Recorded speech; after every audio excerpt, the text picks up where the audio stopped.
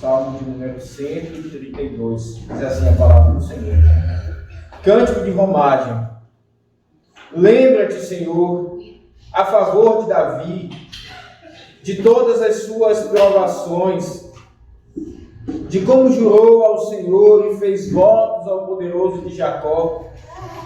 Não entrarei na tenda em que moro, nem subirei ao leito em que repouso. Não darei sono aos meus olhos, nem repouso às minhas pálpebras, até que eu encontre lugar para o Senhor, morada para o poderoso de Jacó. Ouvimos dizer que a arca se achava em Efrata, e a encontramos no campo de Jaar. Entremos na sua morada, adoremos ante o estrado de seus pés. Levanta-te, Senhor, entra no lugar do teu repouso, tu e a arca da tua fortaleza. Vistam-se de justiça os teus sacerdotes e exultem os teus fiéis.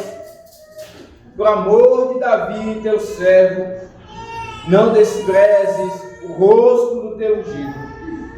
O Senhor jurou a Davi com um firme juramento, e dele não se apartará. Um rebento da tua carne farei subir para o teu trono. Se os teus filhos guardarem a minha aliança e o testemunho que eu lhes ensinar, também os seus filhos se assentarão para sempre no teu trono. Pois o Senhor escolheu a Sião, preferiu-a por sua morada. Este é para sempre o lugar do meu repouso. Aqui habitarei, pois o preferi. Abençoarei com abundância o seu mantimento, e de pão fartarei os seus povos. Vestirei de salvação os seus sacerdotes, e de júbilo exultarão os seus fiéis. Ali farei brotar a força de Davi. Preparei uma lâmpada para o meu ungido. Cobrirei de vexame os seus inimigos, mas sobre ele florescerá a sua coroa. Amém. Oremos ao Senhor, pedindo que Ele nos abençoe. Bendito Deus, nesta hora de pregação da Tua Palavra, a voz do Senhor, ó Deus, ajuda-nos, de forma que não ouçamos do pregador apenas sugestões, apenas opiniões, mas a Tua própria voz, Senhor, do alto dos céus. Enquanto o pregador perfeito, o Senhor Jesus, está no templo celestial, o pregador enviado por Ele, o Espírito Santo, que habita em vasos de barro, usa pregadores, pecadores, pregue aos nossos corações. E assim, Senhor, percebamos, como Jacó disse, esta é a casa de Deus. Assim, Senhor, fale ao nosso coração, edifique o teu povo. Ó Senhor, que percebamos o Senhor trabalhando em nosso coração, amolecendo o nosso coração, inclinando para Ti cultuar. Que o Senhor trabalhe nos corações, inclusive dos pequenos, das crianças, para que tenham prazer em cultuar o Senhor. Ouçam essa pregação desta forma. Também, ó Deus, até os mais velhos, isso seja verdade. E também alcances aqueles que aqui estiverem, que vieram na Tua casa, mas eles não Te cultuam de todo o coração. Eles não têm a Cristo como seu representante diante da Tua presença. Ó Deus, que o Senhor salve pecadores ímpios. Hoje, pela pregação da Tua palavra, em nome de Jesus. Amém. Quando nós olhamos para o homem, e isso não é de agora, nós percebemos que existe um desejo de adorar a um Deus, seja ele qual for, qualquer divindade que seja. Até mesmo o índio lá separado da civilização, ele demonstra essa inclinação de adorar a uma divindade. Mas não somente isso, nós encontramos templos. À medida que o homem ele mostra a necessidade de habitar no local, à medida que, ainda que seja provisório aquela residência, aquela morada, por mais provisório que seja, há um desejo de ajeitar como de uma forma o mínimo confortável que seja para ali habitar. Essa necessidade no coração do homem também é expressa numa ideia de que o seu Deus tenha morada. Isso nós percebemos quando nós analisamos as práticas do ser humano.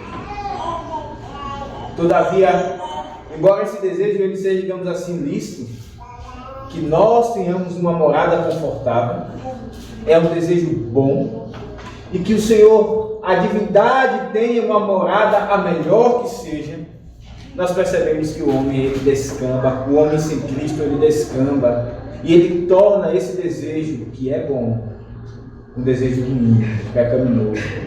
E dessa forma, ele deseja habitar, o homem deseja habitar para sempre nessa vida, nesse mundo caído. Se ele pudesse, ele habitaria eternamente nesse mundo de pecado, que está corrompido. E se ele pudesse, na verdade ele faz, ele cria uma morada para o seu Deus.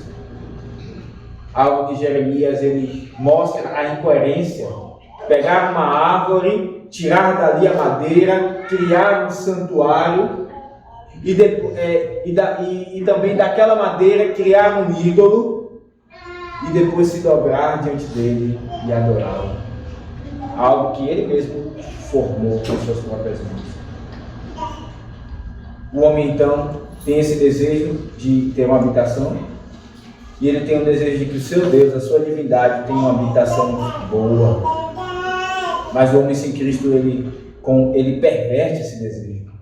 Todavia, o que vemos nesse salmo é um santo desejo de ter uma habitação confortável. Mas ainda além disso, uma habitação a melhor que seja para o Senhor Deus, o Senhor da aliança, o Deus do pacto, aquele que é bom e que faz o que é bom para sempre.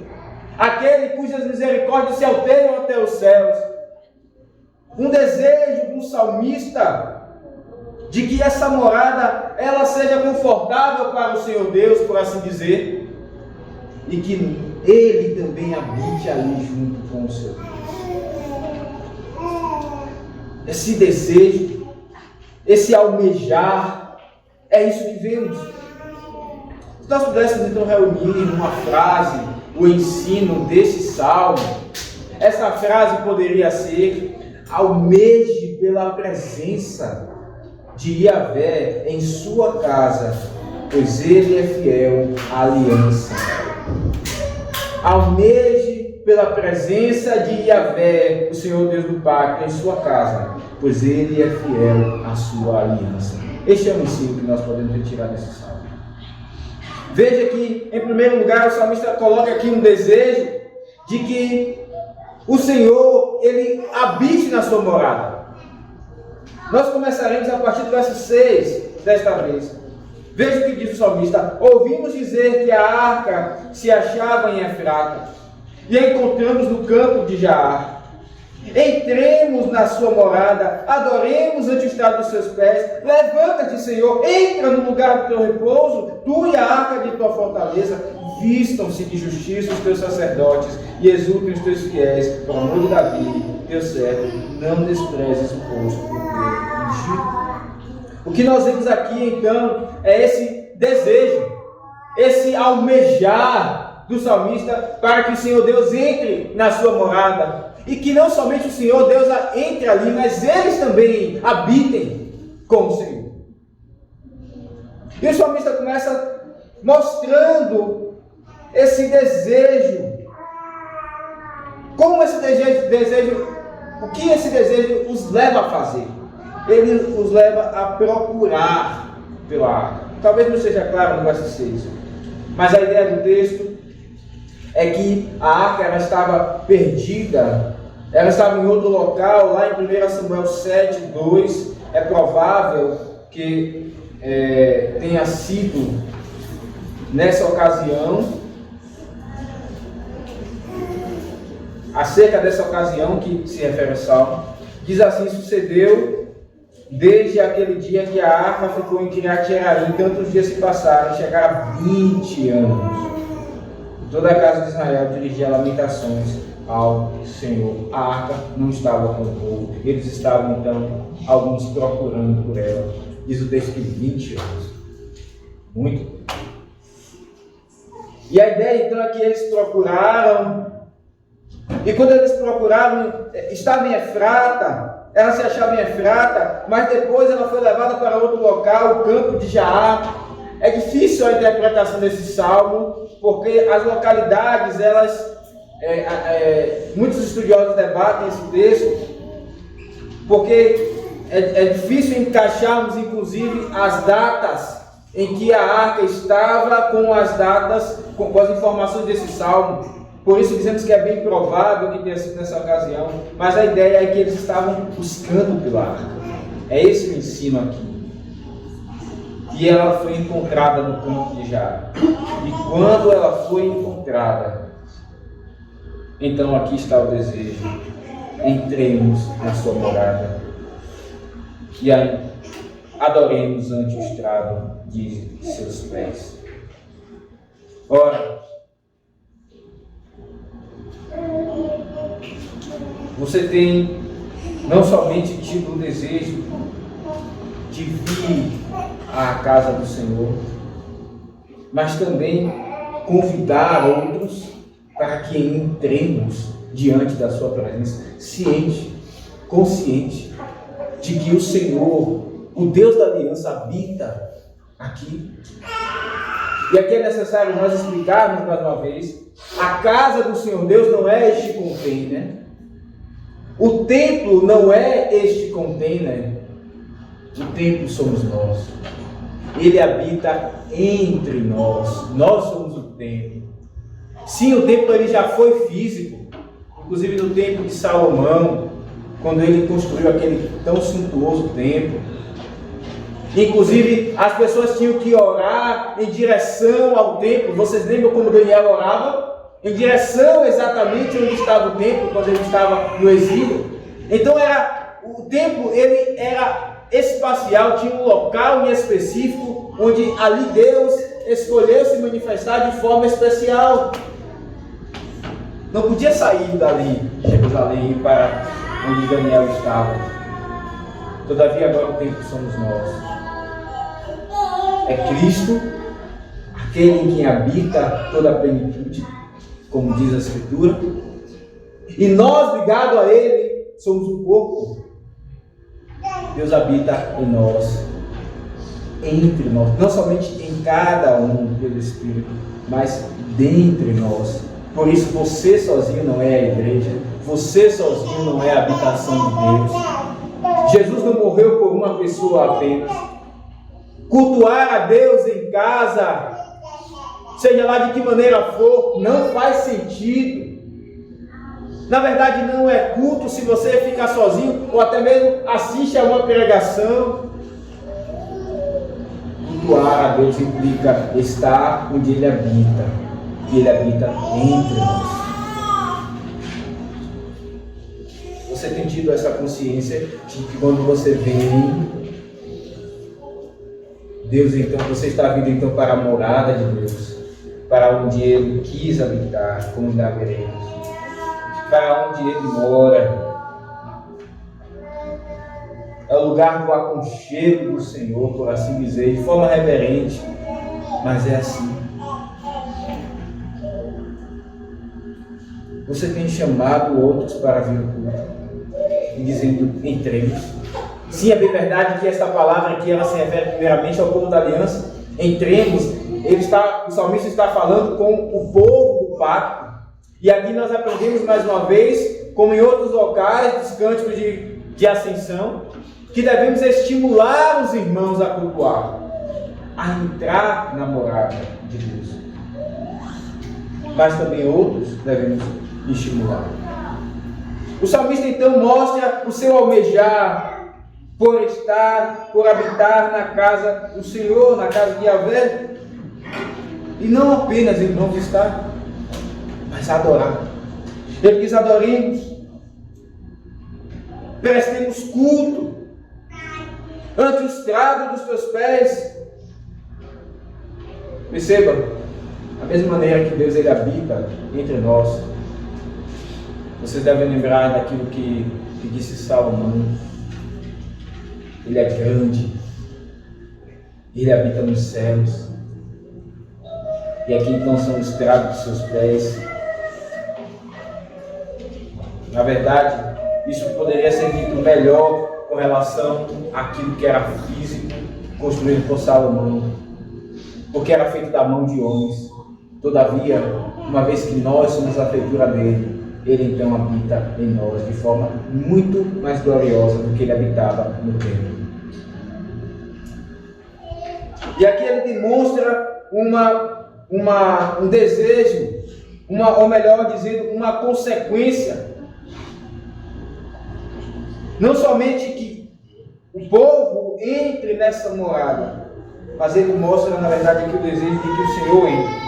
Levanta-te, Senhor, entra no lugar do teu repouso, tu e a arca da tua fortaleza.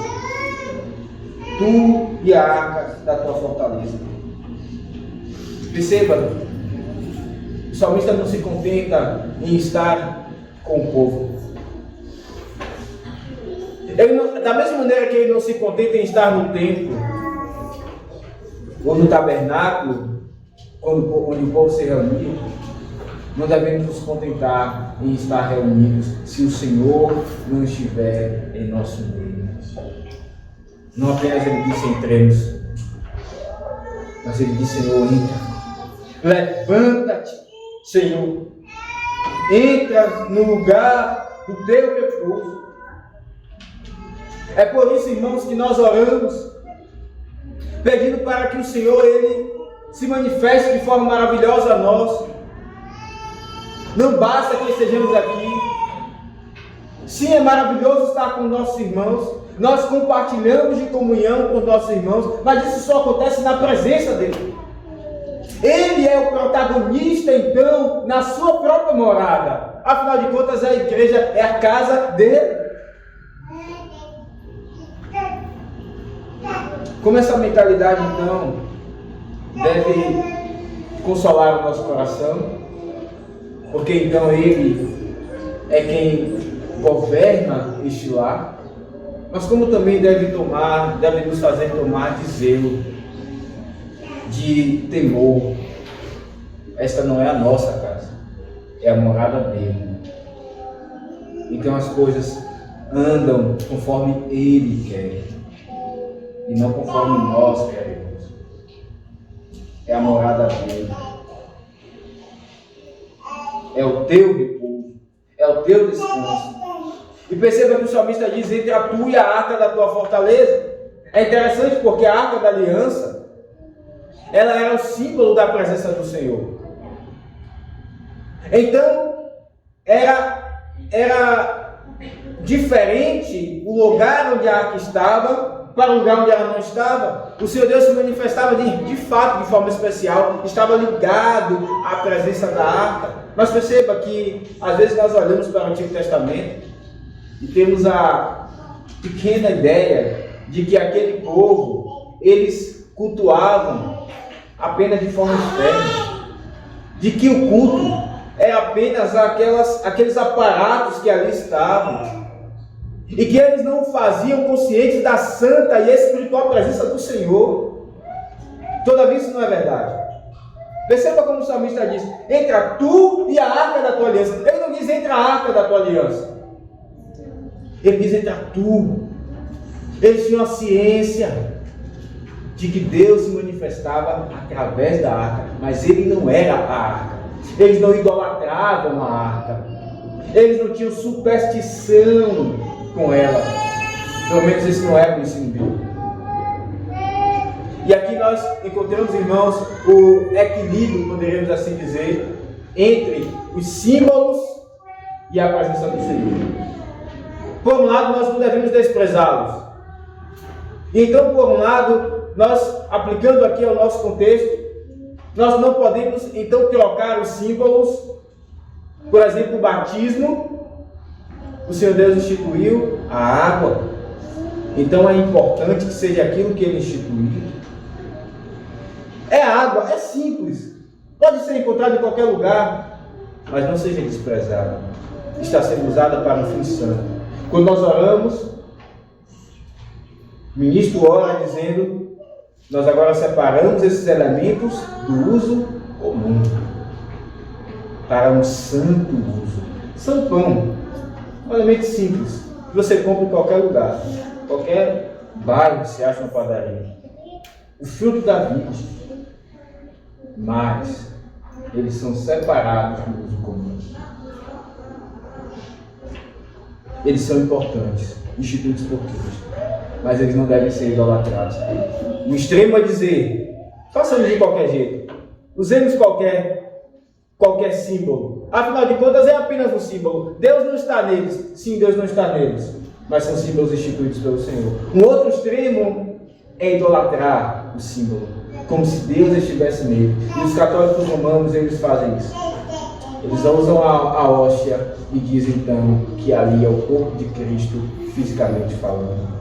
Eles se ajoelham diante da hóstia. Eles idolatram a hóstia. Ora, aqui está o salmista mostrando a importância dos símbolos instituídos pelo Senhor, as que ele não está nos símbolos. O equilíbrio que devemos ter então para com esses símbolos instituídos pelo Senhor. E então aqui nós vemos a consequência, uma vez que o povo habita nessa morada e o próprio Deus habita nela. Nós vemos a consequência, vemos duas: vistam-se. Uma melhor tradução aqui seria: vestir-se-ão de justiça os teus sacerdotes, e exultarão os teus fiéis. Uma vez que Deus habita nessa morada, os sacerdotes, que nesse contexto eram aqueles que lidavam com o sacrifício, deverão se vestir de justiça. A palavra aqui é retidão, é santidade. Da mesma maneira, hoje os ministros que lidam com a pregação da palavra, a qual substituiu o sacrifício, eles devem se vestir de retidão, eles devem se vestir de santidade. É tanto um dever, como também uma consequência.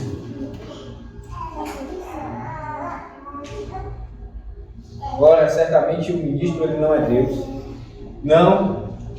A igreja não deve olhar para o ministro e dizer: tudo que ele disser, tudo que ele fizer, nós vamos fazer.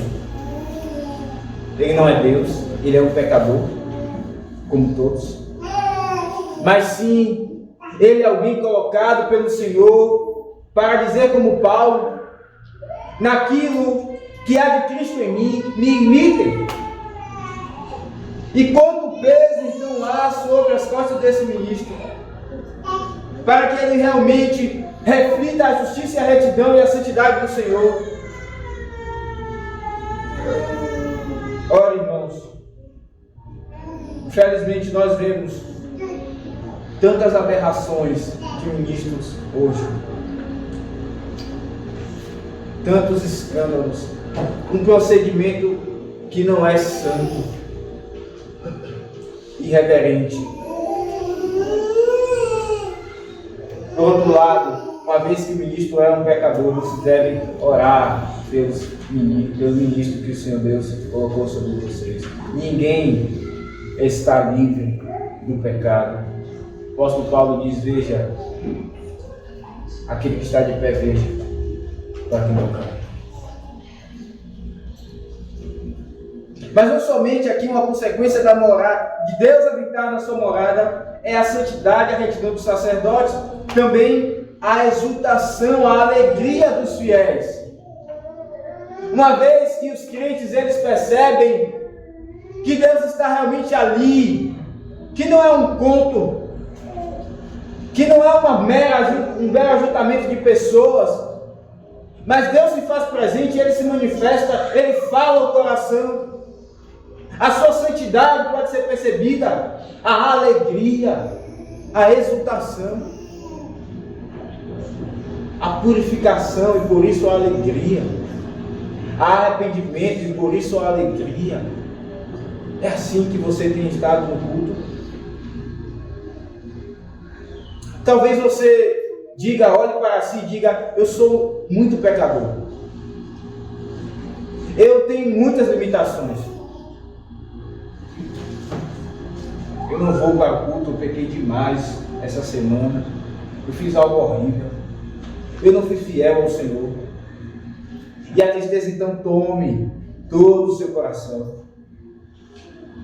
Ó, meu querido, eu lhe digo, aqui está o lugar do arrependimento, da purificação, da fortaleza, inclusive na ceia do Senhor, quando nós iremos nos alimentar de Cristo, de forma visível, Ele está presente ali nos sacramentos, mas também na pregação, audivelmente Ele está sendo agora servido, por assim dizer, em vasos de barro, há um conteúdo de ouro, um conteúdo então que alegra a alma, um conteúdo que diz, tomai sobre mim o meu jugo, que é leve.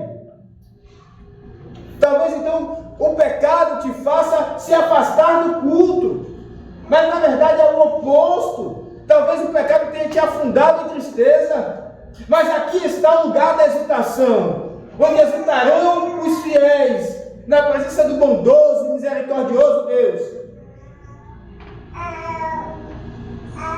porque Ele habita na sua morada. Mas talvez você venha de forma indiferente ao culto.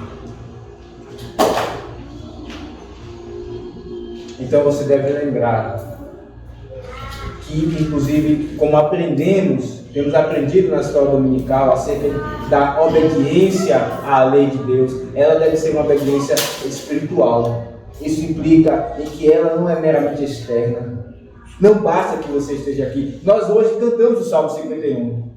Até parece contraditório, porque o salmista diz assim, Senhor, o Senhor não quer sacrifícios. Ora, como assim Deus não quer sacrifícios? Nós não olhamos para o Antigo Testamento e vemos regras e regras de sacrifícios. Como Deus não quer sacrifícios? E o salmista disse, se o Senhor quisesse, eu faria assim. A ideia, irmãos, é que se for para fazer meramente externamente, Ele não quer. Se for para estar aqui apenas de forma externa, Deus não quer que você esteja. Em outro salmo ele diz, olha, os animais todos não são meus. Se eu os quisesse, se fosse apenas para entregar animais cortados, eu não pediria a ti, afinal de contas eles são meus. O Senhor quer que sim você venha, mas que você esteja feliz na sua presença. Isso é tanto uma consequência como um mandamento. Que você se alegre, que as suas afeições estejam envolvidas na obediência. E que então o seu coração, a sua alegria seja movida diante da presença dele. O salmista é movido não somente dessa alegria, mas também de humildade. Perceba que no verso 10 ele diz, por amor de Davi teu servo, não desprezes o rosto do teu ungido. Esse salmo não se sabe de forma, digamos assim, explícita, pois aqui não há um autor quem escreveu, mas é muito provável que quem escreveu esse salmo foi Salomão. Peço que você abra a sua Bíblia lá no texto, o texto de 2 Crônicas, capítulo 6. 2 Crônicas, capítulo 6.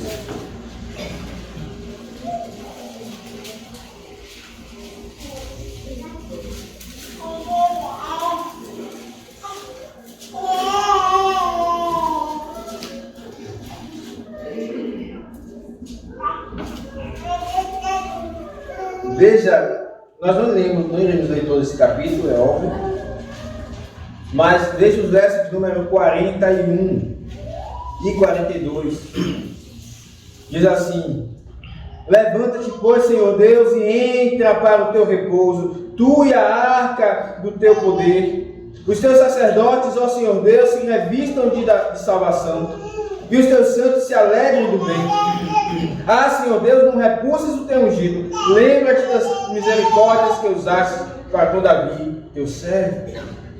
Essas palavras, entra para o teu repouso, tu e a arca do teu poder, elas são ditas por Moisés. Então talvez alguém diga, ora, esse salmo ele foi escrito por Moisés. Todavia a menção do pacto, da aliança de Deus com Davi nessa oração, ela é abundante, da mesma maneira como nós vemos no Salmo 132. Por isso é bem provável de fato que foi Salomão que escreveu esse salmo, porque no Salmo 132, veja que são as mesmas palavras no verso 8 e 9: levanta-te, Senhor, entra no lugar do teu repouso, tu e a arca da tua fortaleza do teu poder. Mesma palavra: vistam-se de justiça os sacerdotes e exultem os teus fiéis. Aqui então, as mesmas palavras que estão na oração de Salomão. Então Salomão, ele bem provavelmente escreveu esse salmo. E perceba que ele é movido de humildade. Ele diz por amor de Davi. Ele não diz, Senhor, porque eu estou orando ao Senhor. Não despreze o rosto do teu ungido, que o ungido aqui é o próprio autor do salmo. Ele não diz por amor daquele que está falando com o Senhor, ele diz por amor de Davi, teu servo. E aqui nos lembra, nos mostra como o salmista aqui mostra humildade. A base para que Deus o ouça não é ele mesmo, não é aquilo que ele faz. E nós percebemos em muitas orações hoje, meus queridos, pessoas que dizem, porque eu fiz tal coisa, Senhor, me dê aquilo outro, ou eu determino que assim seja. Algo tão diferente daquilo que vemos o salmista dizendo, suplicando por amor de Davi, teu servo, não despreze o rosto do teu ungido. Aqui é a humildade, mas em muitas orações há uma soberba e arrogância vestida de piedade. O salmista então mostra o seu almejar pela presença de Yahvé em sua casa. Ele deseja que então o Senhor esteja ali, e ali também o povo, que é a sua morada. E ele nos dá 2 motivos pelos quais ele faz esse desejo, ele faz esse pedido. Em primeiro lugar, nós vemos aqui a devoção de Davi, nos versos 1 a 5.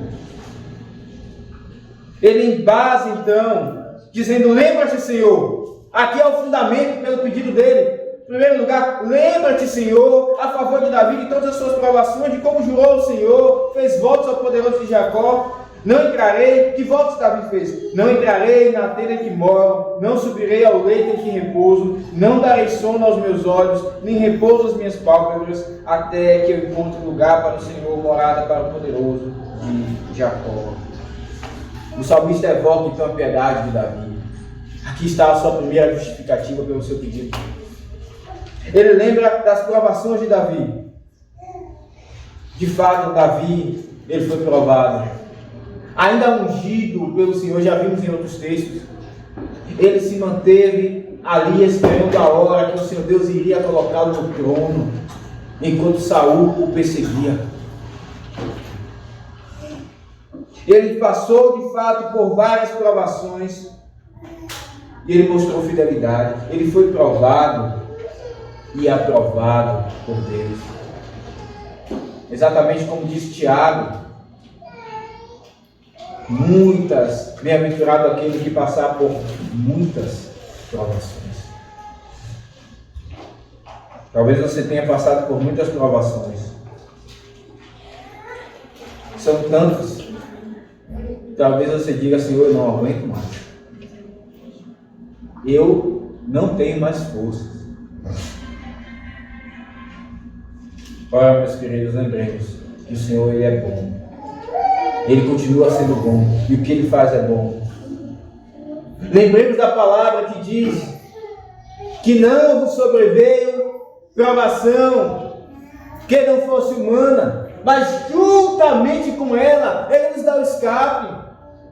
Procure o escape. Pergunte-se o que você deve aprender, o que Deus quer fazer em sua vida, como Ele quer moldar em você a fidelidade, como moldou no coração de Davi. Quando Deus nos prova, Ele nos prova para que sejamos aprovados e não reprovados. Ele é como um pai que dá desafios ao seu filho, mas Ele não dá desafios ao seu filho para que o seu filho morra, para que o seu filho fique doente, sofra apenas pelo sofrer. Ele dá desafios ao seu filho para que o seu filho amadureça, ainda que ele sinta dores, que as suas mãos calejem. A intenção final é que ele amadureça, é que ele cresça. Assim é o Senhor Deus. Quais têm sido as provações que você tem olhado como montanhas infinitas? Elas têm sido então como águas te afogando? Vá até o Senhor em oração. Reflita o que Ele quer te ensinar, o como Ele quer mostrar a fidelidade. Este é o argumento do salmista: a fidelidade e a piedade de Davi diante de tantas provações. E uma vez que ele teve tantas provações, ele também fez votos e jurou. Isso fez parte da vida de Davi. Ele jurou ao Senhor, ele fez votos ao Todo-Poderoso de Jacó, e ele disse: não entrarei na tenda em que moro. Ora, esse texto é muito conhecido lá em 2 Samuel 7. Davi disse: não, eu não darei sono aos meus olhos, eu irei construir. Ora, como eu habito numa casa confortável, numa casa grande, e a arca habita em tendas. Que disparidade!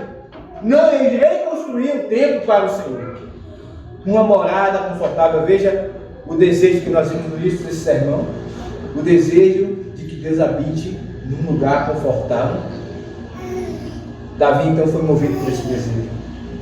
Inclusive ele fez voto, dizendo: Senhor, eu farei assim. Isso mostra o zelo de Davi para com o lugar da morada do Senhor. Isso mostra que então, onde Deus habita e Ele se manifesta, deve ser o melhor lugar. Isso mostra então o cuidado que nós devemos ter com a igreja, pois Ele habita entre nós.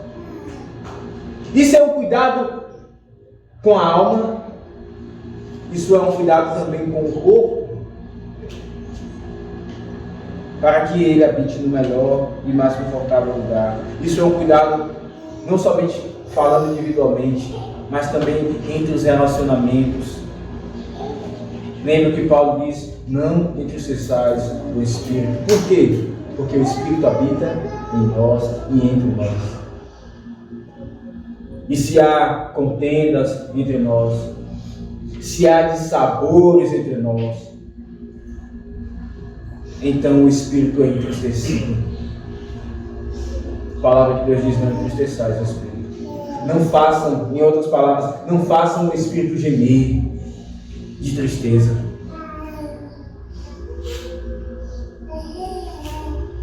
Mas também, meus queridos, isso mostra um zelo para o espaço onde nós cultuamos. Não é o templo, não é a morada em que Deus habita, mas é onde nós cultuamos. E naturalmente então devemos ter zelo, naturalmente devemos pensar em fazer o melhor que pudermos, pois é o lugar onde cultuamos ao nosso Deus. Eu te pergunto: tu tens feito o melhor que você pode, para que então possamos ter um espaço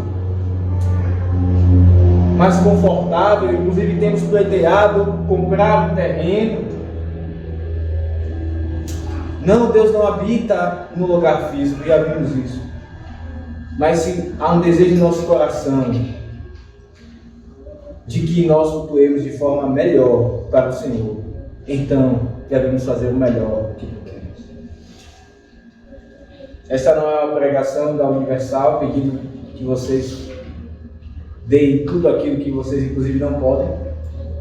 Não é isso que temos pregado, mas sim o que vemos no texto do coração de Davi. Ele diz: não darei sono aos meus olhos, nem repouso às minhas pálpebras, até que eu encontre lugar para o Senhor, morada para o poderoso de Jacó. Devemos fazer o melhor tratando do espaço onde há culto ao Senhor.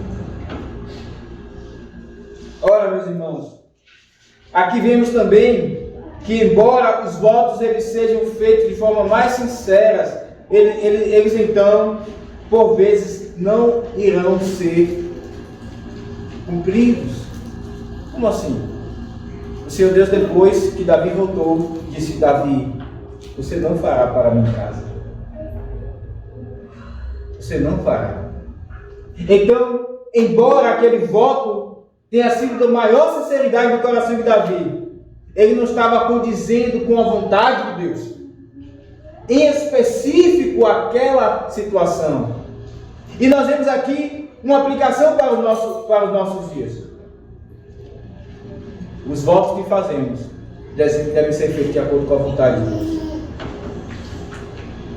Aquele voto que você promete ao Senhor fazer deve ser de acordo com a sua vontade, hoje já revelada. Davi não tinha acesso à revelação da Escritura como temos hoje. Hoje nós sabemos que não era Davi mesmo quem iria construir, mas Davi não sabia. Então ele disse: Senhor, eu vou construir. E nós vemos, irmãos, trazendo isso para a prática, tantos votos que são feitos, pessoas que dizem assim: não, eu não vou comer tal comida até que eu faça tal coisa. São votos que não são pautados na Escritura, na revelação de Deus. Eu não vou vestir tal roupa, eu não vou para tal lugar. Enfim, votos diversos eu já ouvi, que não tem nada a ver com a revelação. Eles então não devem ser cumpridos, como Davi depois entendeu que não deveria cumprir o voto que ele fez, e ele não construiu. Deus o convenceu. Foi Salomão quem construiu o templo. Mas isso mostra também, irmãos, o desejo e a reverência com que os votos deverão ser feitos.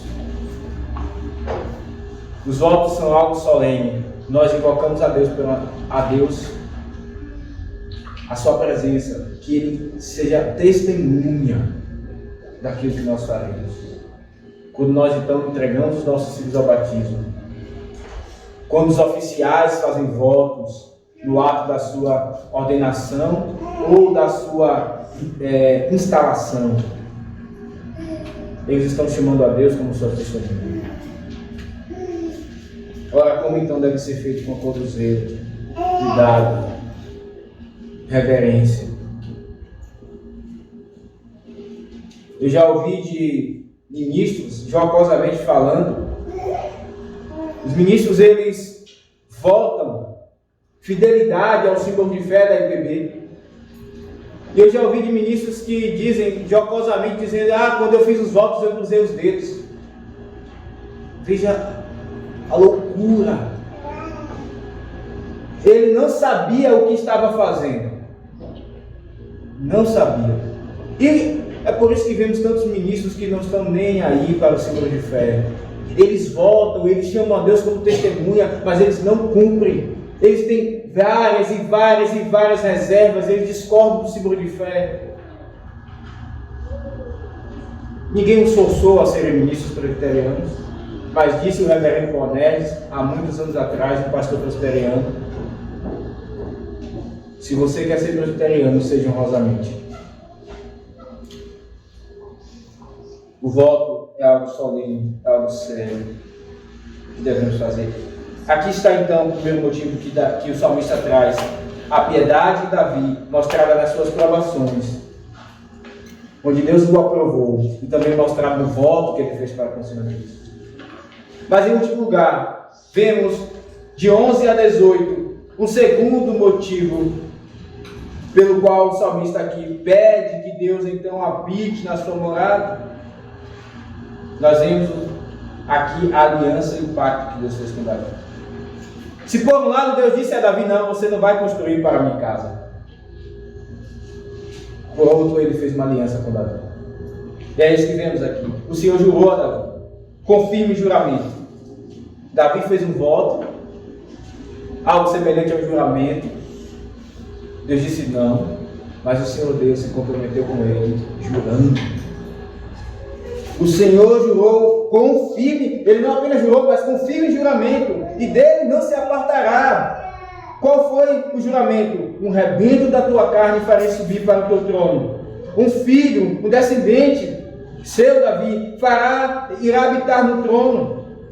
E se os teus filhos guardarem a minha aliança, o testemunho que eu lhes ensinar, também os seus filhos se assentarão para sempre no teu trono.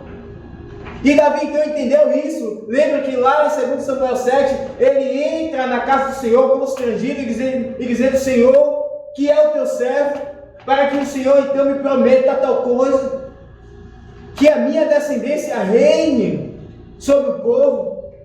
Davi então entendeu que o seu voto não era agradável ao Senhor, ele foi humilde, mas ele se sentiu honrado por tal juramento que Deus fez com ele.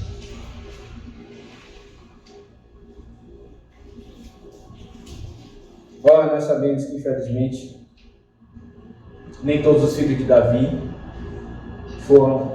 cumpriram esse pacto que Deus fez com Davi. Salomão mesmo, embora tenha sido fiel até uma parte da sua vida, depois ele entrou em pecado.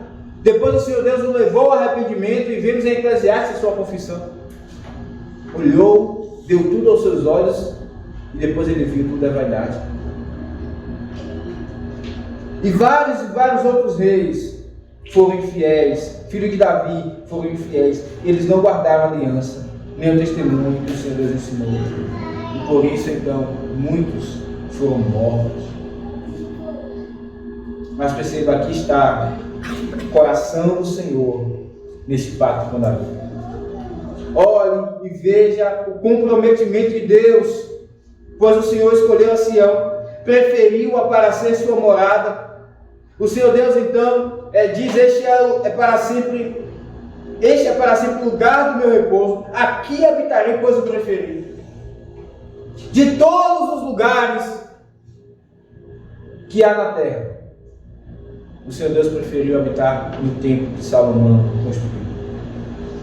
De todos os ajuntamentos que existem, inclusive agora se faz, o Senhor Deus escolheu habitar onde o seu povo se reúne. Veja então como somos honrados. Veja como é uma honra estar no culto. É por isso que devemos vir com a melhor disposição, seja externa, com a melhor roupa que pudermos. Não, isso não significa que você deve vir de terno e gravata para o culto. Mas sim, você deve escolher uma boa roupa. Isso não é uma preocupação meramente farisaica. Se o seu coração, primeiramente, está movido nessa disposição. Porque é uma honra estar na presença do Rei dos Reis. Ele preferiu habitar entre nós. Deus faz questão, irmãos, de habitar aqui. Você já parou para pensar nisso? Você e eu somos pecadores indignos. Quem somos nós? Mas ele diz, eu preferi. E eu preferi. É aqui que eu vou habitar. Sabe quando alguém procura uma casa e então ele aluga aquele apartamento, mas ele não está ali tão bem, então ele vai levando ele aluga uma outra casa, mas também não está ali do jeito que ele queria, até que então ele encontra aquela casa e diz: é essa aqui, perfeita. É muito mais do que isso que o Senhor Deus está falando. É aqui. Mas nós não somos perfeitos. Por que Deus então diz: eu prefiro habitar aqui? Por quê? Qual o motivo? A sua bondade, a sua misericórdia. Lembra do que ele disse a Israel: vocês eram pequenos, um povozinho, pequena nação, mas eu escolhi. E aqui vem então as promessas: eu abençoarei com abundância o seu mantimento de pão e fartarei os pobres. A morada de Deus na sua igreja, ela não se resume ao culto solene. Sim, isso é aquilo que há de mais importante, mas ela então ela continua assistindo aqueles que são necessitados. Ele dá pão aos pobres. O Senhor Deus alcança os necessitados, e Paulo diz, isso primeiramente diz respeito da família da fé, mas também isso deve extrapolar o pacto. E já temos aprendido em Atos a necessidade de assistir os necessitados. É uma promessa do Senhor Deus feita através de nós. Ele também diz: vestirei de salvação os seus sacerdotes e de júbilo exultarão os seus fiéis. Algo semelhante como já vimos aqui no verso 9. E ele diz e continua: ali farei brotar a força de Davi, prepararei uma lâmpada para o meu ungido. Ora, ele diz: ali farei brotar o chifre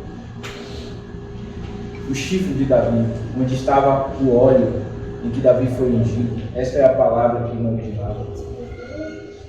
Então esse óleo ungido estava sobre a cabeça de Davi, o sinal da aliança de Deus com ele. Ainda que Davi tenha sido provado e humilhado, ele disse: prepararei uma lâmpada para o meu ungido. A lâmpada, ou a lamparina que era alimentada com óleo.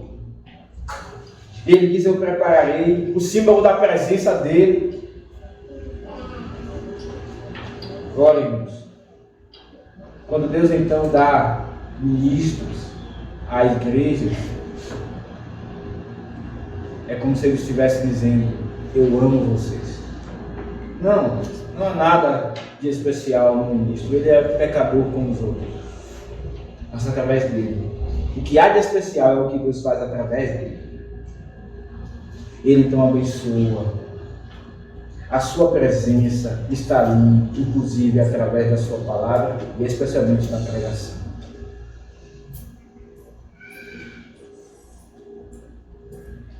Em contraponto com isso, o salmista diz: Deus diz: cobrirei de vexames os inimigos. Perceba o contraste: enquanto os sacerdotes serão vestidos de salvação, os inimigos serão vestidos de vexame, ou seja, de vergonha. Deus promete envergonhar os seus inimigos, os inimigos de seu povo. E já temos aprendido em diversos outros textos da Escritura como Deus vindica, como Deus faz justiça ao seu povo. E temos aprendido que se nós, como igreja, sofremos e de alguma forma somos perseguidos, tudo vai bem conosco. Como assim? Sim, tudo vai bem, porque Deus está olhando e no tempo dele, Ele fará justiça. Ele envergonhará aqueles que se acham ter algum poder contra o povo do Senhor. E Ele então florescerá por outro lado a coroa de Davi. Olha, irmãos, como esse salmo ele é rico. Como esse salmo ele é cheio de informações, cheio de ensinamentos. Mas aquilo que deve estar então no nosso coração é como devemos almejar estar na presença de Yahvé, o Senhor da aliança, porque Ele é fiel ao seu pacto. Você então deve almejar estar aqui não porque você é especial, não, você é um pecador. mas você deve almejar estar aqui, porque Ele é fiel à sua aliança, porque Ele quis salvar pecadores, e Ele jurou que uma vez que estivéssemos nas suas mãos, pelas palavras de Cristo, nenhum de nós nos perderíamos. É por isso que devemos desejar estar aqui. É pela sua aliança. O seu grau de desejo de estar no culto aumentou depois desse sermão. O culto solene ao Senhor, por assim dizer, subiu no seu conceito. O fato de estar aqui, aos seus olhos agora, aumentou a sua importância. Nós temos que não é uma mera reunião, que às 8h30 temos que estar, e mais tarde às 18 horas, mas estamos na casa do Senhor. Ora, meus irmãos, desejemos, almejemos estar aqui. Que Ele nos abençoe, que Ele mude nosso coração. Amém. Amém. Vamos ficar de pé.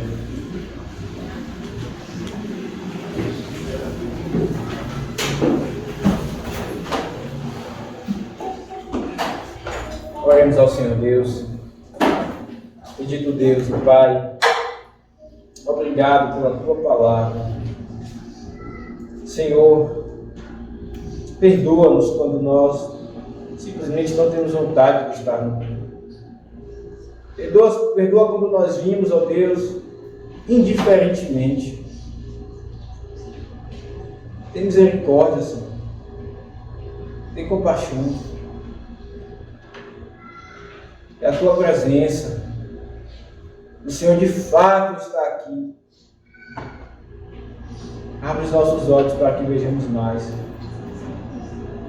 Também louvado seja por aqueles irmãos que escolhem sair do conforto das suas camas pela manhã cedo e estar aqui, e às vezes até cansados, mas estão de forma a dizer ao Senhor: Senhor, eu quero estar na Tua presença. É difícil para mim, é com sacrifício, mas eu quero estar aqui. Louvado seja o Senhor também por esse desejo no coração daqueles que estão aqui com sacrifício. Importa o que seja de fato com sacrifício, porque então o Senhor valoriza ainda mais. Obrigado, Senhor. Muda o nosso coração, o conceito que temos do culto. Em nome de Cristo Jesus. Amém. Amém.